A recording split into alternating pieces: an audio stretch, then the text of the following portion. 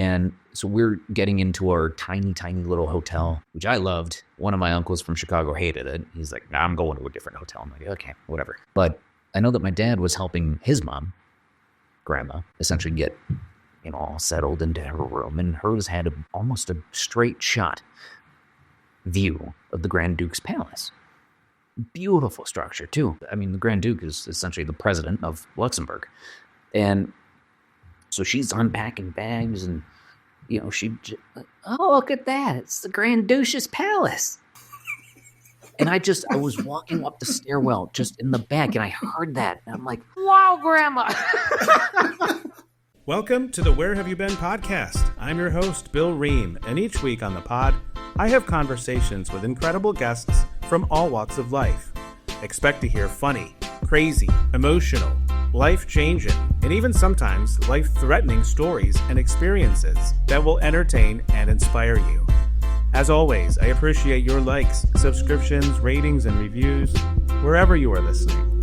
It doesn't sound like much, but it truly helps the pod get to the ears of more people who may enjoy it. And check out the website, whybpodcast.com, for links to the socials where you can find pictures from the guests and their stories, and also buy merch if you're so inclined. Now let's get to this week's episode. Thank you for being here. Welcome, everybody, to another episode of the Where Have You Been podcast. Of course, I'm your host, Bill Ream, and I'm actually really excited today. This is the first... So, we talk to people from all walks of life, all different professions. It really doesn't matter what you do as long as you enjoy travel and have some travel background. But this is the first time that I believe we've had, and maybe the only person in the world that I know, who is a true marketing anarchist, the practitioner of marketing anarchy, or you could call him a coach, I guess. I have Kyle on the episode today, and I'm going to let you introduce yourself, Kyle, to our listeners, if you don't mind. Who are you? Bill, thanks for having me, man. Pleasure to be here. Coming to all y'all from good old Denver, Colorado, too, by the way. So we're blending different portions of the great U.S. here. Marketing coach, practitioner of anarchy. Anarchy is simply, in my vernacular, it's just a tool to inspire innovation. I don't believe that any innovator has ever thought or operated the same as everybody else. And so if we use a little bit of anarchy in life to more tactically kind of separate ourselves, I think that is a tremendous tool. So I personally love sprinkling a little bit of anarchy on top of my, breakfast, lunch, and dinner. Just get my free squeeze there. But I love the use of the word, by the way, because I think a lot of times people hear the word anarchy and think of it as a negative connotation, and it really absolutely does not have to be that. It's whatever you make of it, to be honest. That's it. Language is a human construct, and depends. If you have universal buy-in, then you can essentially relearn a new word. But in this case, it's the opportunity to rethink something that, I think the dictionary says anarchy is something like just destroy everything and cause complete and utter chaos, which is fine and dandy, but that ain't my style. Do that every once in a while, and I think that's where you can find a little bit more success there. But beyond that, originally from Chicago, these days spooling up a career as an actor, voice artist, all that good stuff. So we're staying busy.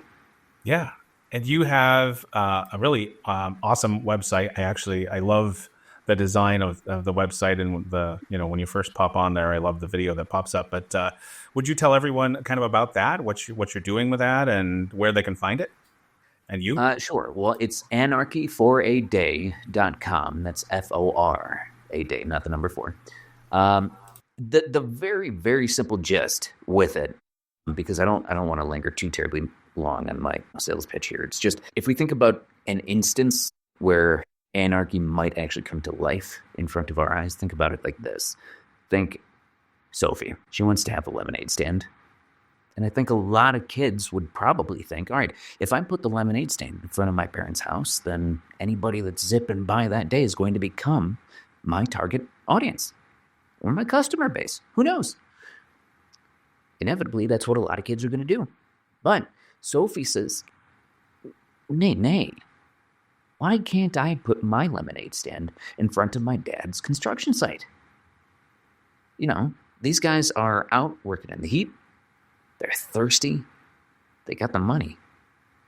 So why not? So inevitably, by thinking about it just a tiny bit differently, she literally found a very thirsty market for her lemonade stand.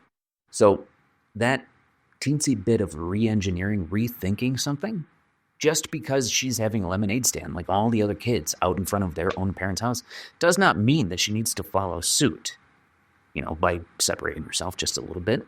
She found an incredible market. So in my mind, that's a very real example of anarchy in practice. So that's the gist of it, is how is it, from a business standpoint, how do we land in a blue ocean? What is it that truly differentiates you, your business, your service offerings from the others that are inevitably in a likely probably fairly saturated market just because of how interconnected today's world is? So that's the consideration. How is it that you seek to amplify what is uniquely you? In my case, uniquely weird. I don't know. Call it what you want. Love it. Yeah. Love it. Do you have socials too that people can follow you on if they're interested in learning more about you? Absolutely. There is, Kyle Asperger 301. My last name is Asperger, just like the syndrome. Follow me on Facebook. There are like socials for Anarchy for a Day, but it seems people historically have just found my personal pages to be far more indulgent. So I don't know. Follow whatever you want. Excellent. You are the interesting person, not the company itself, apparently. So it seems. Yeah, maybe that's a message from the universe. So who knows? Well, I think you're doing all right. So I think you're being inherently you, and that works. So that's awesome. And so. Yeah. So does your work take you places as well? Like, do you travel because of the work that you do, or is it just sort of, you can probably work from anywhere? I can, yes. I mean, as long as there's a decent connection. Yeah, right. Marketing wise, there's no real travel to come up with that. I simply just, I work remote. So if I'm out in Chicago with the family, I'm working out there. If I'm, traveling for a wedding or something, the entrepreneur is always on and always off. It really just depends on the season, the day. Acting, though, that's a different kind of medium where we'll have to go to different locations. And I say that I have to. Here's the deal. Being in Colorado, half the locations that we end up in are in mountains in some manner, whether the foothills or otherwise. These places are just beautiful. And that's why I planted myself here too. Knowing all right, I just wanted some of that natural splendor in my life. And acting is fantastic because more than simply just exploring it, you get to actually leverage the surroundings, wherever you are, to actually tell something of a story. I mean, beyond Colorado too, there's, who knows? This was really year number one that I went deep into all things acting.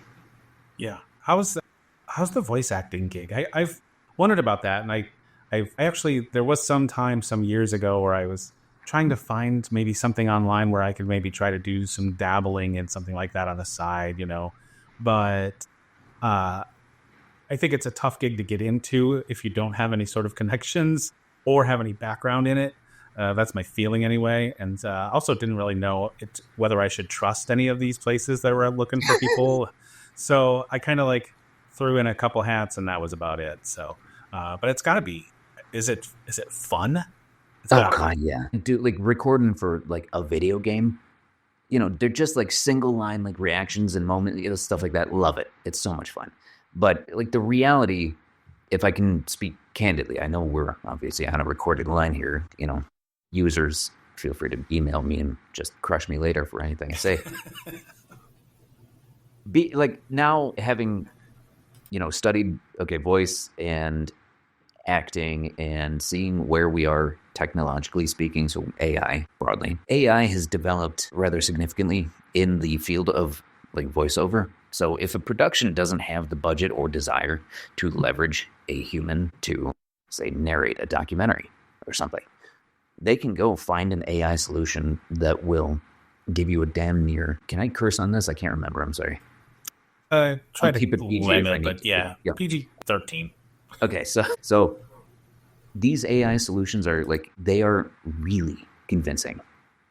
In other words, they're working, and you can train them to get pretty nuanced, as I hear. So if you say, how is the voice world these days? I'm a very real individual. I will be fiercely honest when I'm able to. And this is one of those moments where I would say, I don't know if I should ever advise anybody to get into the world of voice acting now, given a reality that AI might take it over entirely. Acting is going to be probably a bit slower to be taken over if it does. Now, this isn't meant to dissuade. This is just one of the stark realities. I don't quite know how much a career in voiceover right now will have any longevity. That's essentially my message. Yeah, that makes sense. And I understand completely. Yeah, and I understand completely what you're saying about like the documentary things like that. I feel like things that have at least to this point, again, I could be wrong. I'm not an expert in any of these fields, but I feel like something that really needs raw emotion or real feeling or, some specifically timed inflection or something like that, I feel like definitely is still going to be the human or require a human at this point. But again, like you're saying, like it is developing so fast. So who knows? It's interesting. The one sort of saving grace that I've found is that robots can't fail the same way that people can. That's the main message. The reason being that, if you think about like, I don't know if you're much of a movie guy, but, when you watch a movie, inevitably you're kind of watching for the characters to fail in some manner, fail at whatever their mission, their goal is. So that failure point is our opportunity to implant ourselves within that story. That's what we can, on a human level, relate to.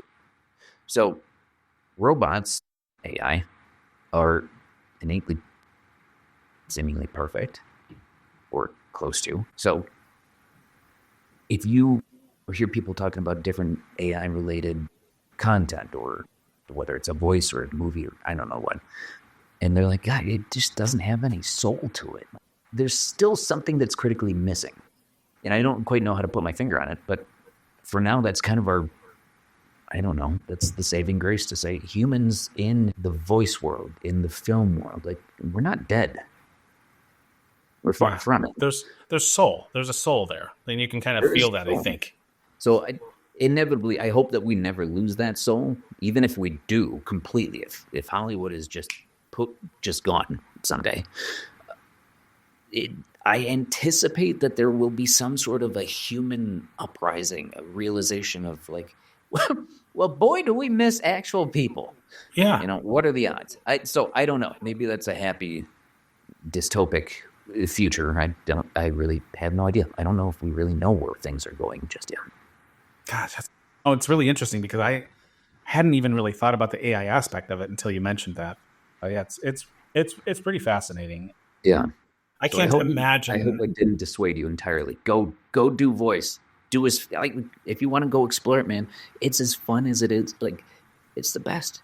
Just get a good recording, device, quiet environment, and the stuff you can do. It's a blast, dude.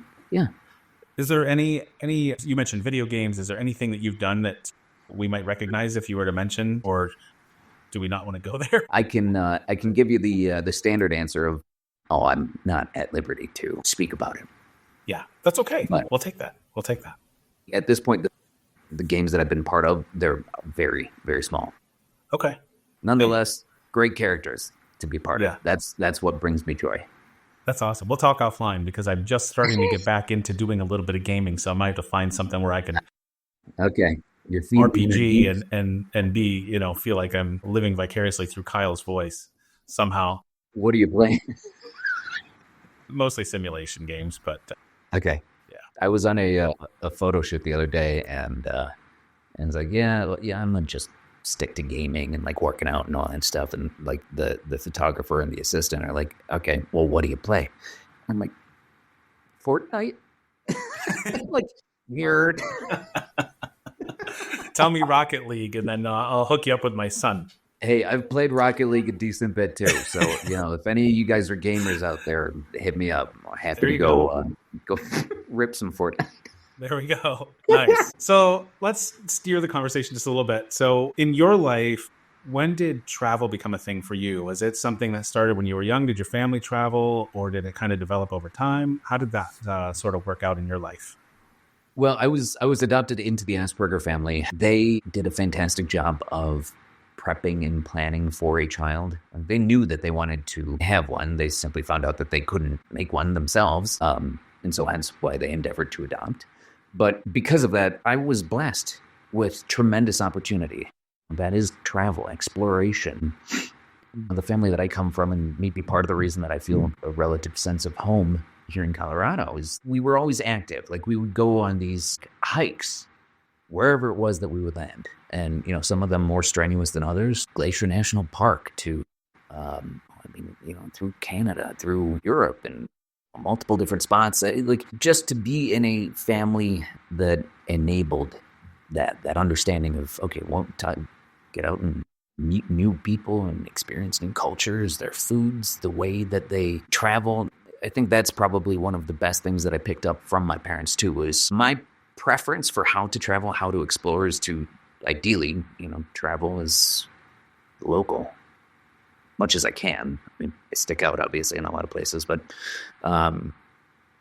do it as the locals do. That, I don't think there's any better way to experience a spot. Don't hurt people, don't disrespect our culture, but be a good tourist.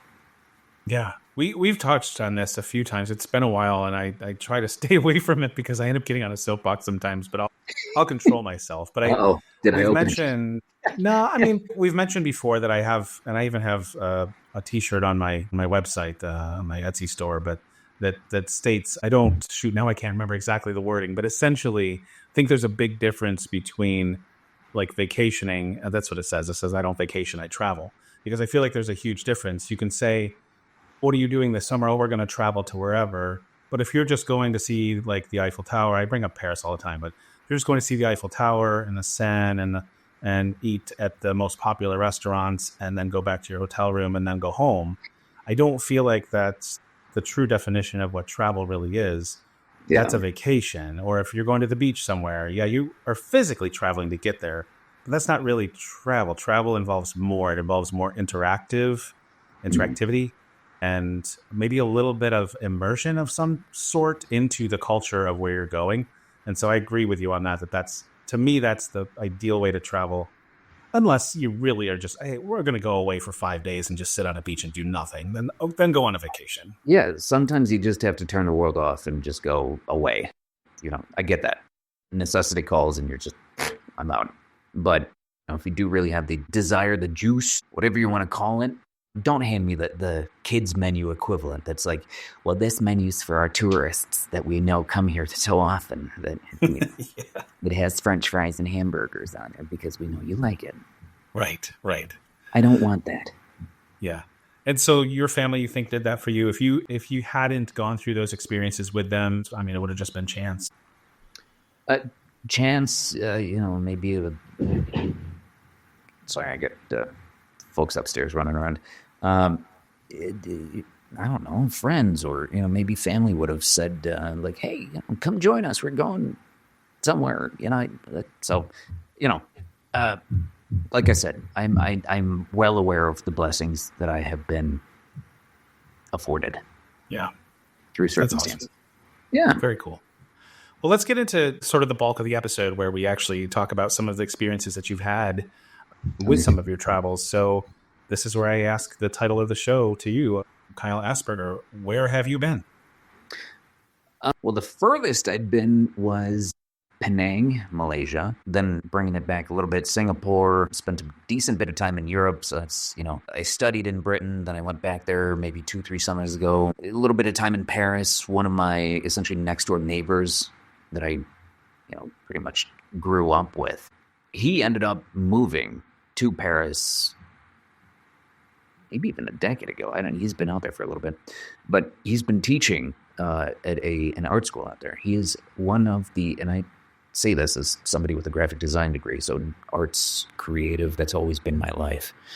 So I'm not going to say that I have extraordinary taste, but I know what's not good versus what's good. Right. With graphite, he is easily one of the best artists that I have come across. And wow. Can you mention his name? I'd like to look him up. I will send it to you offline. Okay. Yeah, that's perfect. Yep. Thank you. Appreciate that. But he's a good friend. And so this was one of my favorite like Paris experiences, because this is, again, like, this isn't like me just like going like, well, ain't that the Eiffel Tower? Look at that. Okay, fine. I can see it from afar. I've seen pictures on Mr. Google do a better job than my eyes. So, all right. He and his boyfriend, I said, come on over. Let's have you for dinner. And so they're in this loft. And so when you look at the windows of this place, you just see the rooftops of Paris. And so we're having this fabulous conversation, great meat and cheese platter. They cooked a wonderful dinner for us. But the reason that this particular evening stood out to me is, one, it was just like they just implanted themselves in Paris. I think the boyfriend is innately French. They met there abroad. And the friend that I want to meet, he is Korean too by birth. And I realize saying by birth is probably a stupid thing to say, but you get the gist. But the beauty is, all right, so we're sitting and just enjoying conversation, catching up, because I hadn't seen him in probably over a decade easily. But we look out the window, and because we can see the rooftops, there's a great balcony right across the way. And it turns out it's like an Airbnb or rental property. And so there's this scantily clad woman, just lustily leaning on the edge of the railing. And then we have the portly photographer coming in right behind her. So turns out there's this nudie shoot happening right across the way. This is literally dinner and a show this entire time. And so we're talking, then we just, what's going on with those two over there? Like, it was just, we're checking in on them, and we got to see the shoot evolve. They laughed. I'm sure they cried. They probably ended up, doing the hanky-panky at one point or another. It was great fun. That's just a typical night in Paris right there. Wow. That's really awesome. That's the kind of thing you can't curate that even if you wanted to. Yeah. So when you go to some of these places, and I don't even think you got through your list, which is fine. It's no big deal. We'll get there. I don't remember all the places I've been. I don't think that's a bad problem to have. Half of them are like Ohio. Which, that's a great place to visit. Yeah. I'm right across the border from Ohio. We pick on Ohio, but, I lived in Columbus, Ohio for 7 years. I'll say that. Now, I actually really enjoy Columbus, Ohio, and I've only been there a few times, but I like Columbus of all the places. I like the vibe. I like the feel. I just like the city. I don't know when you left there, or when you've been back there, but yeah, I really like Columbus. Yeah. Great people. I'll say that much. Absolutely. Yeah. So what I'm hearing from you saying about like a little bit of immersion, or trying to actually, like, when you're traveling to these other places, kind of living like locals, or experiencing like a local, it kind of takes a little bit of time, right? So when you go to some of these places, when you travel, you're not necessarily traveling for like a 5-day trip or a 6 or 7 day trip. Are you spending longer than that in these places to sort of be able to get to kind of know? And I've definitely done a week-long trip somewhere, like in Europe or somewhere, and still try to find the places that are not the tourist trap places, or where the tourists go. Yeah, and talk to people who are locals if I can. So you don't have to go longer. I just wondered if that's what you do. It really depends on the trip. Nowadays my work schedule is so sporadic that I sort of have to be ready, within like a day's notice. On occasion, I'll get called for things. So if I have the ability to go travel and explore and actually invest my time in getting to know the people, the culture, and all that stuff, then I will budget more time. But I need to definitely know that, like, I've cleared my schedule.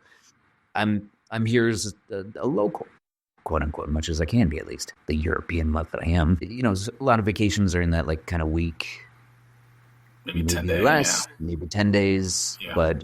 Like when I was in Costa Rica last, it was back in 2021. That was a 2-month-long stay, which Beautiful. That really afforded for tremendous immersion. Where did you get to go sort of all over the country? You didn't spend a lot of time in one place necessarily.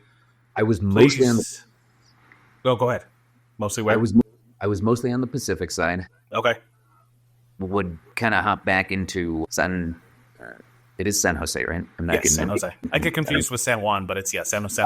Yes. There we go. Because I was there for like a 3-day bachelor party recently. It's San Juan. Great place too, by the way. Beautiful.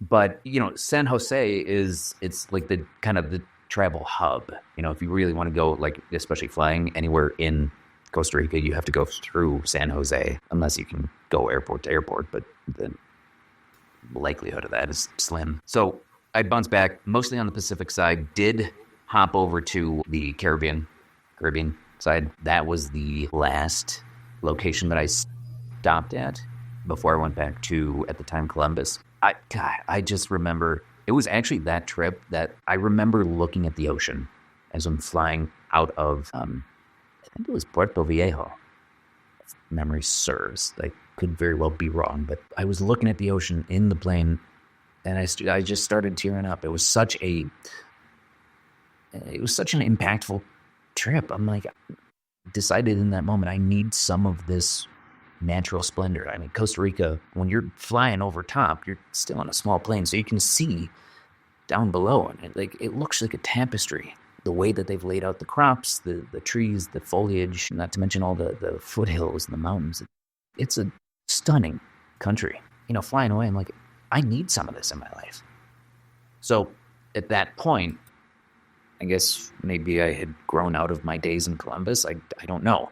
And which is to say a lot, because I separated myself from really extraordinary people, like still great friends of mine that I'm in touch with these days. But that was where I was like, all right, I need natural splendor in Denver. Granted, definitely not Costa Rica. Denver was kind of the low-hanging fruit. Yeah, I'll tell you, you hit a nerve with me with Costa Rica, a good one. That's my ex-wife was there as a teenager on like an exchange thing, and it made such an impact on her that she's been countless times. Matter of fact, this won't air until well after, but I believe she's going back there now, starting to try to split time and actually live there part-time, because she has family there, family from when she was staying with like an exchange family and such. Yeah, I've been personally 4 or 5 times, and to me, to be honest, and I don't know how you felt about the Caribbean side, but to me, that was where like my heart is there. I felt so comfortable, and I just thought it was so beautiful, and the people across the country are beautiful. So I'm not taking anything away from anyone anywhere, but there's just the vibe and the feel and the people and the food, which is also great everywhere. But just that Caribbean side to me it's just awesome. And I love the idea that like they can't build right on the water. It's like mandated that they have to build so far back. So the beaches are just beautiful, and they're there, and there's, they're huge too. It's wild. Yeah, that's awesome. Tell me about any experiences that you can remember of your months that you spent in Costa Rica, just because I'm selfish and I want to hear them. Well, you, sir, have designed a very ideal platform to indulge your selfish desires, Lynn. Yes. Yes. To give you the background, all right, so this is 2021, like I said. So the background to this background is December 2017. My mom had gone through cancer, ovarian cancer, twice, and she's all good now, is the punchline of that story. But at the time, when my dad and her were scheduled to go on this Costa Rican cruise down to Panama, she was still, I believe, like either right about to finish up chemo or like fresh out of it. So she was still her immune system was just torn to shreds. And so she couldn't travel. And so my dad is like, well, you want to go, dude? He doesn't sound like that at all. But I'm like, sure. I guess I'll go on a cruise to Costa Rica. It twists my arm, Dad. Yeah, I suppose. Like I said, blessed to have opportunity, to have parents that are like, well, I can't bring my wife. I guess I'll bring my son. So we end up going out there, and it's blazing hot that day. And it's, we stop at a different port each day. Now, this particular day, we stopped in what they call Bahia Drake Bay, which is on the Osa Peninsula on the Pacific side.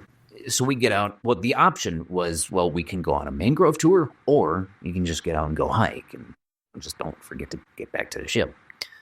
And of course, us being any opportunity to interface with locals, that's our preference. And so we get out, our little group, we're walking along, we're all just sweating through everything that we have on.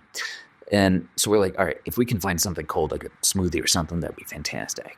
And so we find this cool little restaurant that's just jutting right out of the jungle. And so we kind of just hobble in there, and we end up meeting the hoteliers, the owners of what ended up being a eco-luxury boutique hotel, which, all right, so this was a standalone restaurant structure.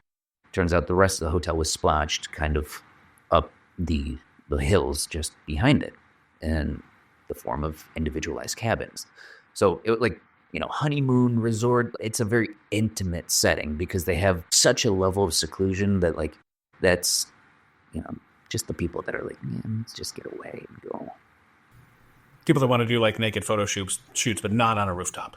Totally. Your words, and I agree with it. Yeah.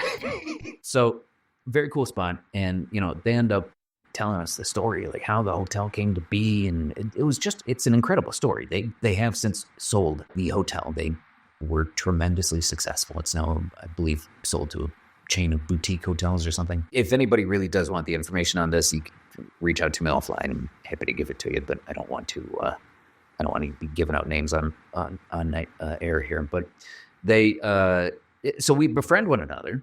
And I'd taken a couple photos at the time. And we had to get, back in the boat. And they said, all right, well, come, just shoot us the photos once you get them edited. I did. And so in 2018, they said, all right, well, we need somebody to come photograph the hotel for the Forbes travel guide. And I said, oh, what? Well, I know how to do that. I'm happy to help. And mind you, it was freezing in Columbus, Ohio at the time. Yeah. I was delighted to go out and serve them. So what I found was these guys are tremendously smart, business savvy, but emotionally wildly intelligent. So I almost died of a heat stroke, but otherwise, did the job. They look great. Things worked out. So, all right, 2021 rolls around. We're kind of in the middle of COVID. I'd gone through a breakup, and just work stress was just boop, boop, boop, boop. Everything was kind of piling up. And so again, in acknowledgement of the blessings that I have of this completely fluke meeting, back December 2017, thanks to my mom's cancer, I figured, what if I just reset everything? What if I go to Costa Rica for a couple months? And so I hit up these guys, and I just said, well, are you guys open to me coming and volunteer at the hotel? And they're like, yeah, you can volunteer here for a year. I'm like, great. Let's start with 2 months, and then we'll go from there. And so they had me out. They put me up in their house, which was really at the top of the hill behind all of the guest cabins, and then the restaurant really at the foot of the hill. So they put me up there. I would eat, as the guests did. It's award-winning food. It was extraordinary. I'm working, I'm cleaning, tending the grounds, and just helping with whatever they needed. And so 1 month was spent volunteering at the hotel. The next, per their instruction, because my initial arrangement was just come volunteer for the whole 2 months. That changed. When we got into conversation, they said, all right, well, you're sort of just going through what you're going through. These guys were therapists. Not by trade, just in knowledge base and how they spoke with me. And they said, all right, volunteer here for 1 month. And then go explore. Be by yourself. You need to do that. And I did. So it was essentially a lot of, as I mentioned, kind of that therapeutic type of conversation, the stuff that would leave me kind of wrenched up stomach-wise, as far as we're touching on heavy stuff at lunch. And to have the opportunity to then just travel around the country and consider what I've been through the previous month. I know of no other therapeutic practice that can provide that sort of a thing. I know that a lot of yogis are probably going to be screaming at me here in a moment for saying that. But, one of the days that I was out there, they had a couple kayaks, that they would just lend out to whichever guests felt so adventurous. I love kayaking. That's something that, my dad and I have always done. And so I just paddle out one day. And to get away from the sound of the shore, it's not a huge town, Drake Bay. There's only about 400 people and about as many stray dogs. But to really paddle out far enough so that you don't hear any of the sound of the land, and it's just the little waves just slapping the side of the boat and whatever thoughts you're stuck with, that itself is just a moment worth sitting in. And I think I'd lost my uncle recently right around that time too, so there was just a lot to think about. And the ocean, Costa Rica, the air, seagulls, all, the beautiful, beautiful, birds out there. It's just like, it's hard to conjure another spot that I would suggest spending that sort of time. Yeah. I think obviously there's other places in the world that can do that for you, yes. But I'm not saying this is the only one. But no, right. But I do think that there is something very special about the country of Costa Rica. And again, some people I've talked to people who have not had great experiences and have even said they wouldn't go back to Costa Rica. And it's to each their own. Everyone has, totally. You are an individual and you're unique. And that's a wonderful thing about who we are. But I do think that for most people, there is something special about, and there literally is. I mean, that's part of Costa Rica is part of what they call it, the green zone or whatever, where people are living the longest lives of anyone in the world. And there's just a limited number of these places in the world. And part of that is in Costa Rica. And there's a reason for that. There's just less stress. Things move a little slower out there, granted. Yes. For some, especially, here in the bigger cities in America, that's got to be inevitably a bit problematic. Even for me, I'm, from Chicago. It's like, I kind of like to move with an expeditious pace, but yeah, go. But that's the point. You put yourself in a very intentional space that is antithetical to the life that you exist within. That's the point. That is exactly what I did, is anarchy. Per my own timeline, at least. Yeah, absolutely. Wonderful. I think it's awesome that I've had not necessarily that experience, but I definitely have had that feeling and that vibe when I was in Costa Rica. And it's a place that I will revisit multiple times. And I've said on the podcast many times, there's not many places in the world that I will continue to go back to, or even go back to a second time, because there's so many places I still want to see before I die. Mm-hmm. But that's one of them. Costa Rica is a place I would definitely go back to. Yeah. Like a fresh sushi from the catch of the day that morning. Are you kidding me? It doesn't get better than that in my mind. Yeah. So, well, let me do this just out of respect for the country and your time that you spent there. Is there anything else that you want to? I can't believe we're already 40 minutes into this. Is there anything else in Costa Rica that you want to? I love it, and I try to also tell my guests too, listen, the best thing that can happen is we get through 2 stories or 2 memories, because they were so detailed and so meaningful to you that they turn into these, longer, really heartfelt and real, feeling stories. That's the best thing that can happen. So I want to encourage everyone to always don't ever gloss over any details. I want to hear every bit of it. But yeah, is there anything else do you remember that stands out to you from being in Costa Rica, any part of the country that you would definitely want to hit if you were telling somebody about your travels there before we moved on to any other areas you've been to? Now, well, I referenced the Pacific side mostly because I just spent the majority of my time there. So if I'm, thinking about the other side, it's not that I have much of a preference. It's simply that I'm just more attuned to the Pacific side. But some of the beaches, Playa Hermosa. Oh gosh, Playa Hermosa. Yes. Mm-hmm. What's the town that it's in? Yeah, I do. I had a feeling we were going to touch on this, and it's very southern, right? It's almost the southernmost point of the Pacific coast or the Caribbean coast. We're Pacific, at least where I was. Maybe I'm thinking about the wrong beach, but it's just whatever the case. I got if I get inked up somewhere, that just means that I have like a deep connection with something there. And like, I ended up meeting, a little Tika there, and we had our just little, nothing and really ended up happening, but you find some like quote unquote love fling, and I don't know. It's just the wonder, the curiosity, I went for like a horseback ride. That was maybe a little bit touristy. I'm pretty sure I can't even have kids now because of that.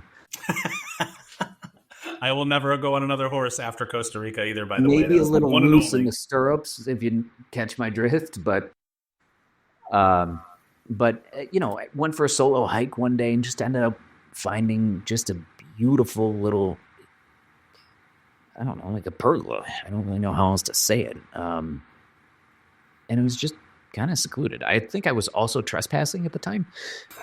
Secluded, illegal. Yeah. The statute of limitations is 3 years. You're good. Yeah. You just throw a bueno at it and there you go. You get out of there. But that was, again, it was just a moment of, it was just beautiful. Quiet. Serenity. Yeah, exactly. And just, happening upon that, you just turn and you're like, wow, here it is. That, like, I don't know how many, different weddings have happened at this little joint, because I'm fairly certain it was all private property. But that's the cool part. You experience it through a local, whether or not they want you there is, be respectful.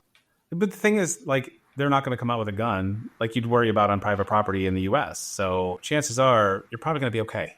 One would hope. Granted, I will say, I mean, the narcos, they have a pretty significant presence, at least where we were in Drake Bay. Like one of the mornings that I was volunteering at the hotel, this drug boat ended up getting gunned down by the police force that deals very specifically with the narcos. There's a name for them, and I'm forgetting all of the names, so forgive me. But the video of that instance was captured by a tourist and inevitably spread around the town very quickly. And so the hoteliers just said, hey, why don't you stay on the grounds here? We're having kind of a rough go of it with the whole narco thing today. So that was just like a regular morning. That happens. It is paradise, but there is the offset of life. It's not perfect. Things happen. Yeah. We're hiking the other day, and not the other day, like while I'm out there, myself, the hoteliers, these two gentlemen join us. And so they're all talking together. I'm not really part of this conversation. I'm mostly just like trailing the group. The one thing that I do note is that these two additional gentlemen that joined us had a different way of holding themselves. Mm-hmm. And if somebody says like, okay, so, Bill, all right, well, sir, how are you? Okay, so there's a slightly casual undertone. Maybe this is the like inner actor in me trying to break down how would I like actually play this individual, but that's a very casual sir.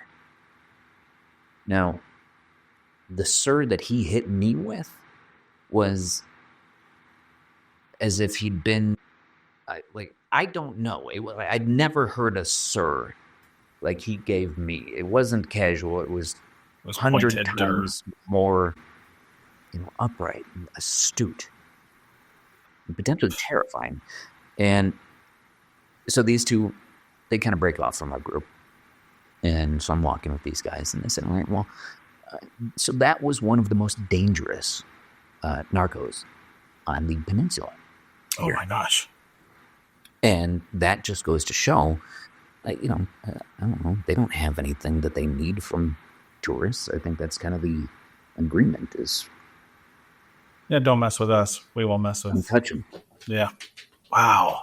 Yeah, so that's just like, that's one of the realities. And then these guys had supported, I believe, the vice president of Costa Rica, who, if memory serves, is a black lesbian. I could be wrong about that, but I know that it was a black woman. And it was a gay couple, these hoteliers. And because of that innate support, these were also, it was a strategic partnership. And so, the vice president came and stayed at the hotel one time while I was volunteering there. And so her whole, entourage suit of, bodyguards were stationed at the hotel as well. And the hoteliers to me said, don't go into town. It's going to be a heck of a job trying to get you back in because these guys don't know who you are. Even if we vouch for you, it's going to be tough. So just stay put. So it was just a very interesting opportunity to, I had nothing to do with any of that interaction, but just to be in that general vicinity. It was fascinating. What was your experience like with Mexico comparative to Costa Rica? Obviously, I don't think you spent as long there, but... Mexico, I was only there when I was about 8 years old. Oh, okay. Very different experience. Very different. Really different. It was a formative trip, though. So I think for Kyle here, only speaking about myself, I've found that Latin countries have a very, very heavy impact on me. Because I grew up with my neighborhood in the Chicago burbs. But this was one of those, all right, all the neighbors, everybody just goes to Mexico. And granted, we did the resort then, so I think this was more along the lines of vacation than really anything else. But, you're traveling with children, so how much exploration can you really do without it being complete and utter chaos? Wherever we were, we decided, all right, today's beach volleyball day. All of us are, I don't know, it's the sand, it's the beach, it's sunny Mexico, why not? Cool. And so, essentially, here's the court, and right around where this team would serve the ball, there was this beautiful, beautiful bronzed, sunbathing woman, starkly nude as the day is long. And I happened to be over here, right at the opposite end of the court, but still very capable of seeing technically the ball, though I was not focused at all on the ball. Right. So, needless to say, I don't know if anybody thought, well, boy, Kyle is just really enjoying this game or what. Your feet could be burning. You could be turning into a lobster. I couldn't tell you a darn thing that happened. I have no idea who won. I hope we did a good job, but I know that the ball ended up kind of skittering just right under her chair, and my dad was serving, and I just remember he took probably a couple moments longer than usual to retrieve the ball in that moment. So, well, I learned a lot in that respective trip. That was not what I expected when you said you were 8 years old. I think when you went there. Set up though, because that is one of my best stories. Sonda's travel memory right there. Wow. Yeah. Too bad we didn't have not that you would do this, but we didn't have smartphones back then, so there was no photographic evidence of any of that. Yep. So I think most people would probably try to steer the conversation to Europe. We talk about Europe a lot, although we don't talk about Luxembourg, and we actually don't talk about Great Britain very much. So I'm interested in both of those places. But so you mentioned that Latin countries definitely have maybe a calling for you or something that draws you to them. I feel the exact same way, and I don't speak Spanish, and I wish that I did, and I do plan to learn. I've been planning to learn for about 7 or 8 years. I feel like it's kind of just part of the white boy resume. It's just oh yeah, Latinas. Okay. Yeah. I don't know, but it's even it's not even just the people. Yeah. Speak for yourself, Kyle. But it's not even just the locals and the people, but just I don't know wherever I've been. That's been a Latin store. I've been to Mexico. I've been to Costa Rica. I've been to Colombia. I've been to Peru. All of these places. Colombia, Peru. God. Yeah. Haven't been there. Heard extraordinary things. And I just feel a certain way when I'm in those countries. I feel good. I feel natural. And I have no Spanish or Latin or any background in my heritage that has anything to do with that. But I don't think it matters. It just feels right. In case it's no surprise to anybody listening, I don't either. Yeah. You said you're a European mutt. Yeah, exactly. But I also I feel a calling for some reason to Asia as well. So I'm very interested to hear about your experiences in Singapore and Malaysia, unless you were 5 or 6 when you went there. Although if you were You were a young Oh, the teen. things that I We can saw. talk about that. Well, you hit me with, you threw in Luxembourg briefly in there, and that it brings up a wonderful story. I lost my grandma years and years ago, but this is my dad's mom. And Okay. historically in the family, you love to make fun of somebody, and it's always like in the most loving way. Like, we're never meant like meaning to hurt her. There were moments where we're like, you know what, Carolyn maybe just isn't the brightest bulb here. That's okay. Great, We do that. Mm-hmm. Fabulous grandma. Yep. But we took an Asperger side of the family, trip to Luxembourg, and it started in Germany. I think we were there for a wedding. Then we tacked Luxembourg onto the back nine of that one. And, Luxembourg is it's like boutique Europe is just really what it is.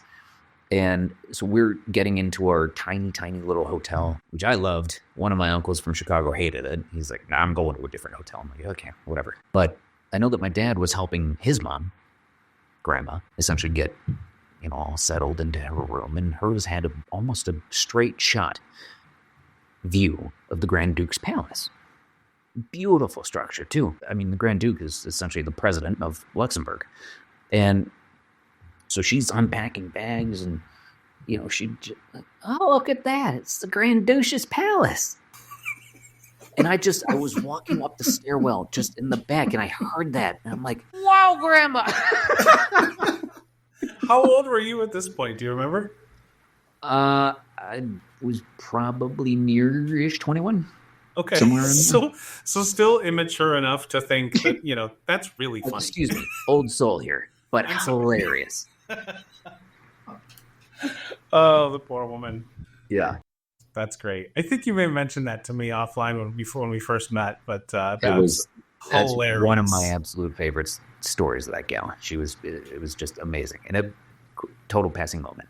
But okay, so you mentioned Asian countries, Singapore and Malaysia. So I had a client at the time that he and his family ended up hosting us. And I was with a girlfriend at the time. And so we went over, it was in totality about 30 hours of travel, if you consider layover and just everything, just to get over to Singapore from sweet old Columbus, Ohio. And 30 hours of travel. Okay, privilege here. It kind of sucks a little bit. Mm-hmm. It's not the most pleasant, but the host understood that. And so by the time we get there, great big meal, we meet everybody. All right. And then he's like, all right, well, we have a masseuse literally upstairs so that you can massage out the plane and just get you kind of back into gear. That's a nice welcome. Yeah. And so he says, all right, well then, crush a 2-hour nap and then we're going clubbing. Now, I brought Adderall, kind of anticipating that we would be clubbing and whatnot, but stupidly I left it home thinking I could just make it through the night. But when you go clubbing in Singapore, what this means is you're not done until it's right about breakfast time. And for whatever reason, the host had a friend, and that friend, I don't know what kind of business he handled, but he knew all of these different club owners. So all those big fancy tables, it's like minimum like $10K in the roped off in the back, things like that. Free. Didn't have to pay $1 for it. So we are not in a position to say no. Much as by 5:30, by the time I walk up to the host, I'm like, we're dying on our feet here. Can we just grab a cab? He's like, no, sorry, bud. Okay, we're not done yet. No, so that was day one. That was we finally get to sleep right around maybe 10 a.m. if we're lucky. All right, night 2, we had probably a very long dinner. I think, there was family and time. It was a birthday dinner, but it was a 4-hour long dinner. And I'm falling asleep at the dinner table. I'm nudging my girl, just being like, I need to go for a walk. I can't fall asleep. That's so disrespectful here. And so, all right, dinner finally ends. Right around 10:30. Thinking, well, boy, am I just looking forward to a great night's sleep. And the host says, all right, well, we're going to go do an escape room now. and then after that, a hot pot, and then after that, prawn fishing.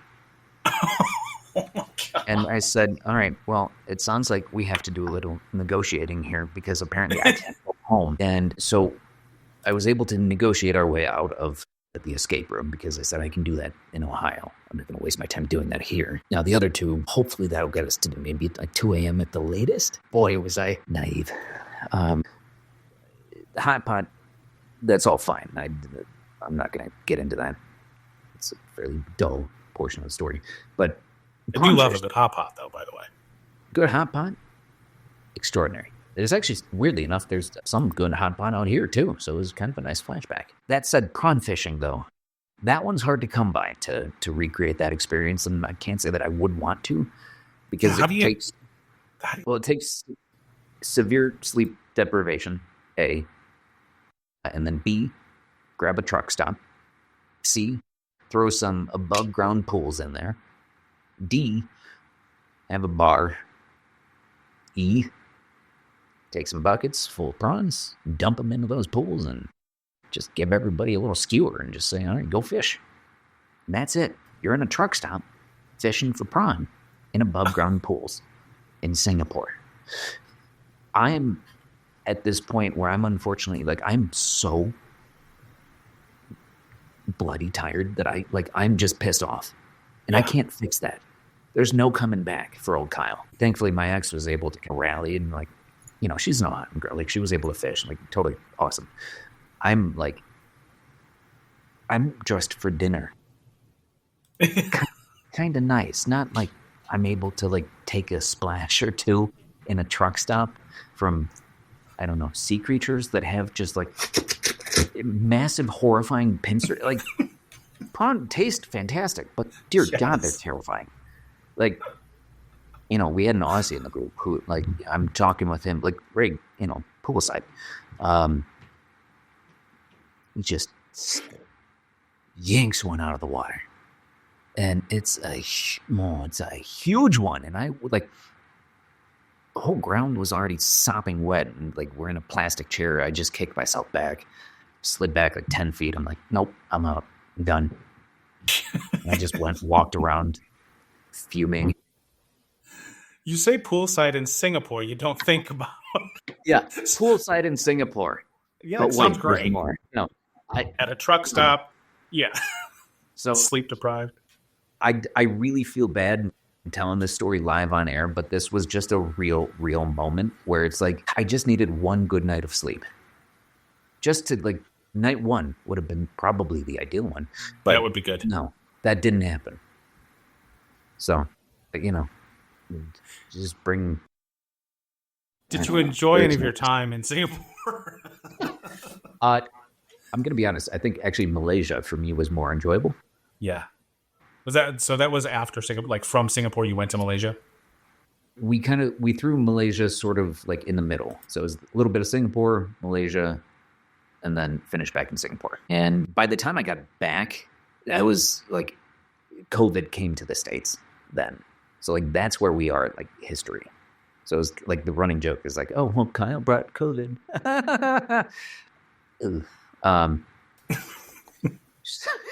So Malaysia, in Penang specifically, Penang has huge manufacturing there. Like, some of the biggest companies. Like, that's where their primary manufacturing is. Made in Malaysia. Yeah, weirdly enough, it is a hotspot. But it also has some tremendous history, too. And so the family that we're with, there are essentially 2 towers right on the ocean's edge. And so they had a penthouse right in the top of one of them with an infinity pool. So you could not distinguish between the edge of the pool and the ocean. So talk about an experience there. That's where we got to stay while we were in Penang. And so the dad in this family had, I think, handled a number of real estate deals in sort of one particular part of Penang called Love Lane, I believe. And so, you know, there's restaurants, there's shops. It's just a straight shot, cute boutique. It's the epitome of, you know, Penang in sort of one street. So that's where we'd hang out a lot while we were there. And so we had a New Year's Eve celebration there that essentially, like, all right, they had a truck and out unfolded essentially like the stage. And so that's where they had performers and all this stuff. And everybody's drinking and just blowing horns. It's literally shoulder to shoulder. Like, the honest answer is it was horrifying for me because I just don't want to be in a crowd. And I know how easy it is for somebody to shoot up a crowd. I was like, if somebody starts shooting, we're all going down. There was no getting out of that one. That was like the one lingering fear that both my ex and I were like, we better drink up so that we forget about how potentially awful this could be. Other than that, though, it was a wild time. Penang was beautiful. The temples that we saw, like, dude, the street food. If you can get past the gelatinous pig's blood, it's extraordinary. Yeah, I was actually going to ask you about that. If you had experienced any sort of street food anywhere in your travels in Asia to Singapore or Malaysia. I don't know what kind of scene there is in Singapore either, but definitely there. I think we hit a couple more restaurants, but there's a little bit there. Singapore, it's a very rich city. Like, there's a lot of money there. Very hugely clean. It's a truly beautiful city. But the honest answer is just me being a city boy from Chicago. I'm like, man. Yeah, I've done the city thing. Yeah. Yeah, I don't really want to go to another city, regardless of how shiny it is. That's why going to like Penang, Costa Rica, like these places where like street food is like, in Penang especially, it's like the recipe has been refined over decades, if not almost generationally. And so by the time that we are just like, swiping it down, this is seemingly the best possible iteration of this dish. Right. We're getting. And this is just, that's what they're eating. And who knows, maybe what hasn't been changed or refined or touched in hundreds of years because it's just maybe not perfect to begin with. Yeah. And like, my ex, she was very meat and potatoes. It's kind of how she grew up. So like a lot of the food was maybe not to her liking. And so because of that, I kind of ended up eating for two with like most meals, which was like, it was awesome. Yeah. So say that's okay. Yeah. I would think. Yeah. No sunbathing, sand volleyball, nothing like that though. No. So can't say it's going to stick around nearly as long in my memory. That's very fair. And no rooftop nudity. So yeah, you're trending though. You're trending with some of your stories. Europe is another, you mentioned Paris and the rooftop nudity there, but any other nudity in Europe that you've experienced in your travels? Well, or anything from Europe. Let's head that way, if you don't mind. Europe, I've spent Costa Rica, actually, now that's where I've spent the most time, completely inadvertently. But Europe, that's a lot in Great Britain, London specifically. There was a moment that, this is probably 3 summers ago now. And so I went back, traveled with one of my roommates, and my birthday was one of the days that we were there. And so we're like, all right, well, what do we do? Let's go to a polo match.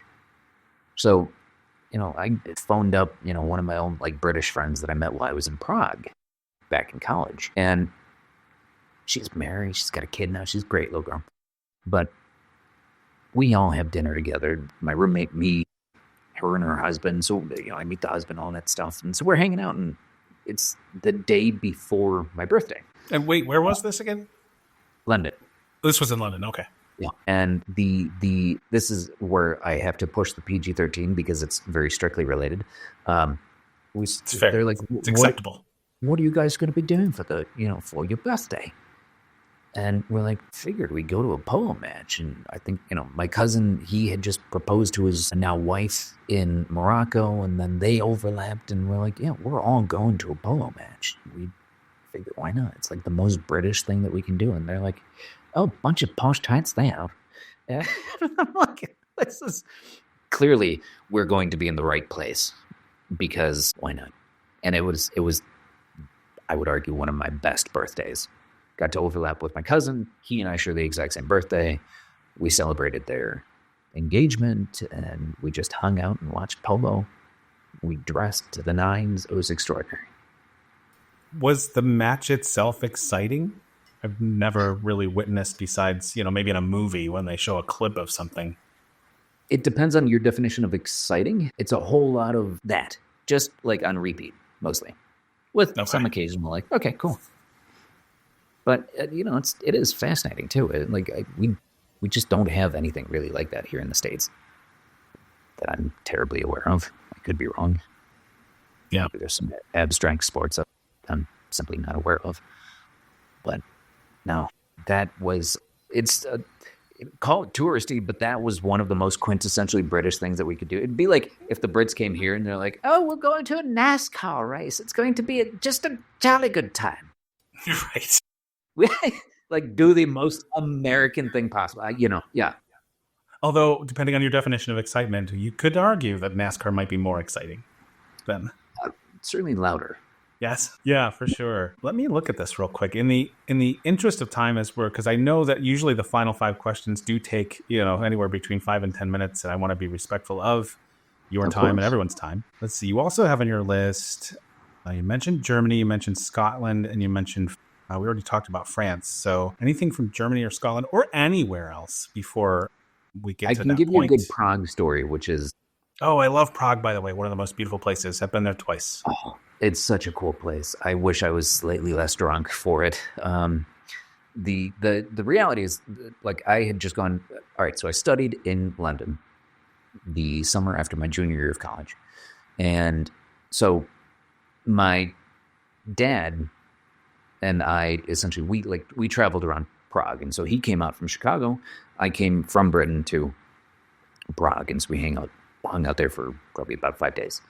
And so we probably aired it a little bit more on the touristy side, granted, which is, we did kind of what we could. There was just a lot of me, I'd gone through a breakup very recently, so I'm just kind of yeah. But you have to see the certain, you have to see the clock, you have to see the bridge, you have to see the castle. And we did. It was a very quintessentially European place. And it's a beautiful, beautiful spot. So one of the probably, I would argue, most touristy spots is this 5-story club, which has a strip club right outside of it. It's not a huge part of the story, but worth mentioning if we're trending here. I just wanted to go to it. And my dad, this is so totally not his deal. He's not the club entirely. He's jazz. Just that's my dad. He'll the stuff that puts people to sleep, he'll just be totally rizzed out, by it. I don't know if that's the right word or whatever. I don't even really know what Riz means. Sorry. We'll take that as that's proper, I think. I agree. The other was he's totally jazzed by it, but you can't be, I guess you can be jazzed by jazz. But so, in other words, a club is not his thing. He, in retrospect and hindsight, he totally just did it as the obligatory, I just got to spend time with my son, even if I don't really love all of it. And, so there's this ice bar in the basement. And then beyond that, each floor of this club is a different genre of music. So you got, electronic, you have pop, you have oldies, you have rap, and then something else. I don't remember. EDM or something who knows? Yeah. So, but it's, it's themed too. It's more than simply just the tracks that they're spinning. So I'm a number of drinks in. Fine. Now, one of the sort of interesting components is that, there's a central stairwell that gets you up, to each floor. And to greet you is sort of this this roped off area where they have employed an actor or an actress to, all right, oldies, Elvis impersonator, dressed up as Elvis, Lady Gaga on the pop floor. Are you catching the drift here? There's a different person for each floor. Yeah, representing to welcome. Yeah, that's cool. That's it. So, all right, we're kind of hobbling around there for a couple hours, just dancing, whatever. And I think my dad is just kind of at this point in his night where he's I'm bored and I want to entertain myself. So what does my dad do? He climbs under, apparently one of these impersonators had taken a coffee break or I don't know what, but left their station. And my dad saw it as an opportunity because he climbed right under that little red velvet rope and just started striking poses. And he loves to do that. We would go into a Madame Tussauds and he would pretend to be one of the mannequins and just wait for people to come and get scared. He would do it in a Nordstrom too. It's it's horrifying practice that he has adopted. I don't know why, when, or how, but dear God. People make professions out of that, And he played a tree. He should go to Vegas. Well, I think back in his high school days in some theatrical production, he played a tree where there was not one single line spoken. He literally stood there as a tree throughout the entire show. And by the time that he had to take his bow, he was the only one who got the standing ovation. So even if in the back of his mind, he thought, "This is my calling. I can do." Yeah, this. if I'm thinking like, I can stand how really did still. Spider-Man become Spider-Man? That's what did it. And so I see that he's just like, he's eating it up. He's just posing away, doing all this stuff.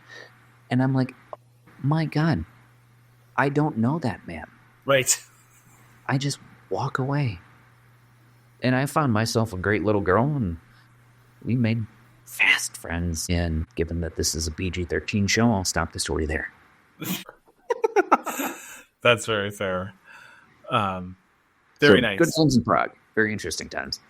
Yeah, absolutely. You've entertained me thoroughly for the last hour and 15 minutes, Kyle. Is there anything else that you want to make sure that we absolutely mention before we get to those final 5 questions? Any other stories or memories or experiences that you can think of that?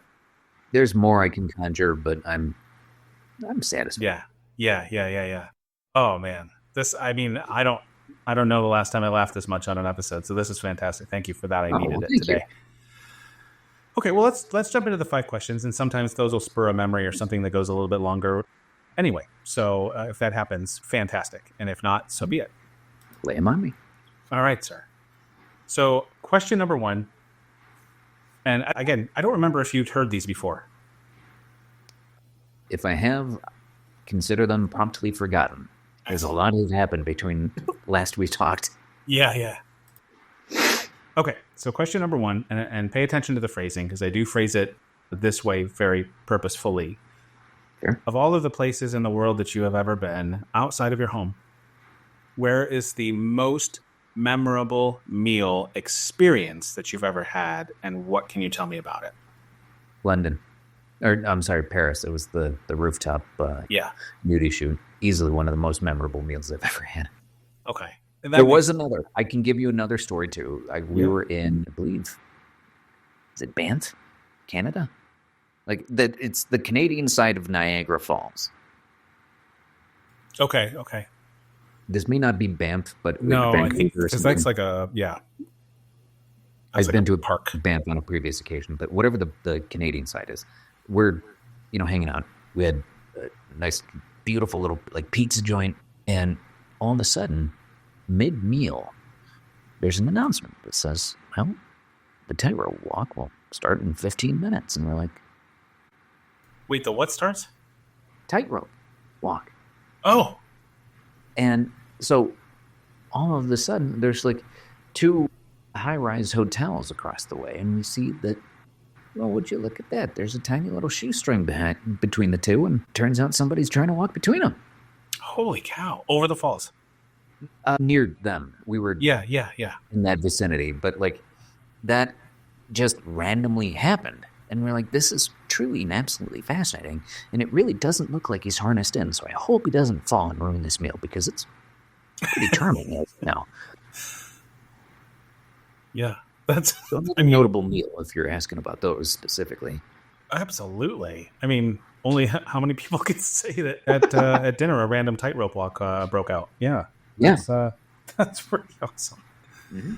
Okay. One of my favorite questions of the series of 5 is the following, and don't overthink it. Of all of the places in the world that you have ever been, if I turned to you and said, "Kyle, here is a free trip to go back to this place," you would turn it down and say, "No, I'm good. I'm not going back." Well, I'm about to make some enemies here. Where would I go that I've been? And we've had some interest in, and I've heard Paris as an answer, by the way. So, I mean, it can be... That's fair. I would not suggest that merely because of the individuals that I know there. I might actually go as far as to say Scotland. Okay. And not for any real negative reason. It's just Scotland was Scotland. It was a beautiful experience. It was a brief experience. But I don't quite know if there's anything that's compelling me back there. Mm-hmm. Oh, it's very fair. I've had people say, yeah, I went there, I did it, I experienced it, I'm good, I don't need to go back, or Yeah, that's the extent of it. There's really no one place that I look at, if I'm looking at my different itineraries throughout the years that I'm like, that I have nothing but hate and spite for this. No, it doesn't exist. Yeah. Yeah, good answer. No, that's a good answer. Okay, so spinning that around 180 degrees, of all the places in the world that you have been, where is the one or two places that you absolutely have to go back to before you die? Sorry. Where would I go back? See, I'm a people person. Uh-huh. To the extent that the place is almost not even secondary. Like, the place provides like the backdrop and potential context, but the people that I'm there with, I am a staunch believer that if I'm with the right people in the most boring spot I can enjoy myself. Montana was really cool. Glacier National Park specifically. I will say that. Okay. And I went there, I think, when I was in like junior high. So, having a slightly different worldview, perspective, knowledge base these days might make for a different experience. Yeah. That's never been the answer, so that's a great answer. It's kind of a cop-out answer, but it's a real answer. Yeah. And will cost you a lot less than going back to Asia or somewhere else to go there.